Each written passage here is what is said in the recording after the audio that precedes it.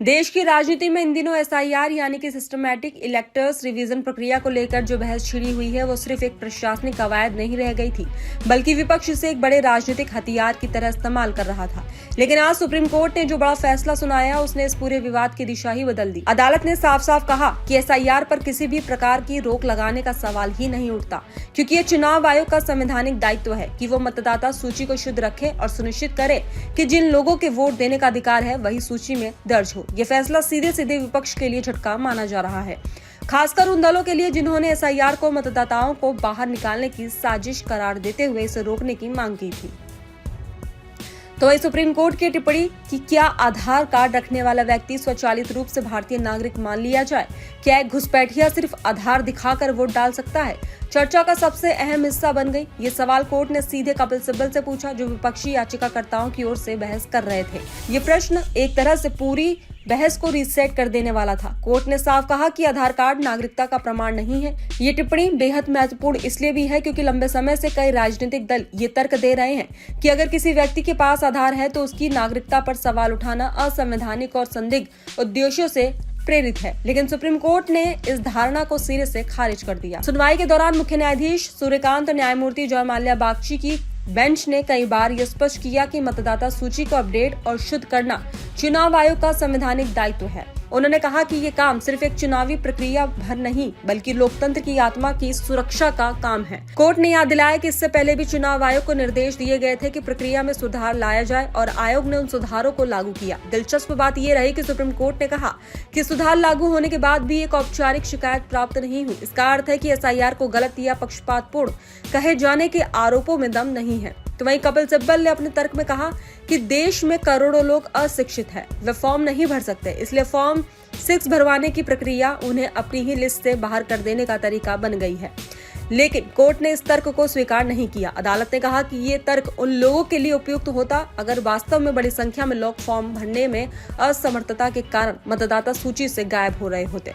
दूसरी ओर अदालत ने देश के ग्रामीण इलाकों का जिक्र किया, जहां लोग न केवल मतदाता को त्योहार की तरह मानते हैं बल्कि इस बात से भी भलीभांति परिचित रहते हैं कि उनके गाँव में कौन रहता है, कौन नहीं, कौन नया आया है और कौन चला गया है।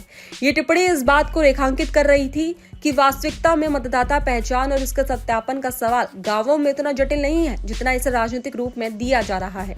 तो वहीं कपिल सिब्बल और सुप्रीम कोर्ट की बेंच के बीच कई बार तीखी नोकझोंक हुई। रिपोर्ट्स के अनुसार सिब्बल ने आरोप लगाया कि ये प्रक्रिया जल्दबाजी में की जा रही है और इससे नागरिकों को संदिग्ध मान लिया जाता है। उन्होंने ये भी कहा कि चुनाव आयोग के पास ये अधिकार ही नहीं है कि वो नागरिकता की जाँच करे। इस पर न्यायमूर्ति बागची ने साफ कहा कि चुनाव आयोग नागरिकता का प्रमाणित निकाय नहीं है, लेकिन उसे ये अधिकार अवश्य है कि मतदाता बनने की पात्रता की जांच करे। यही बिंदु एसआईआर की वैधता का मूल है, जिसे अदालत ने पूरी दृढ़ता के साथ दोहराया।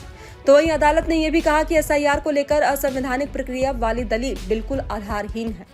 सीजीआई सूर्यकांत ने कहा कि पहले कभी ये नहीं हुआ, ये तर्क स्वीकार नहीं किया जा सकता। कई सुधार पहली बार ही होते हैं। अदालत ने टिप्पणी इसलिए की क्योंकि याचिकाकर्ता पक्ष ये कह रहा था कि ये प्रक्रिया पहले कभी नहीं अपनाई गई, इसलिए इसे संदिग्ध माना जाना चाहिए।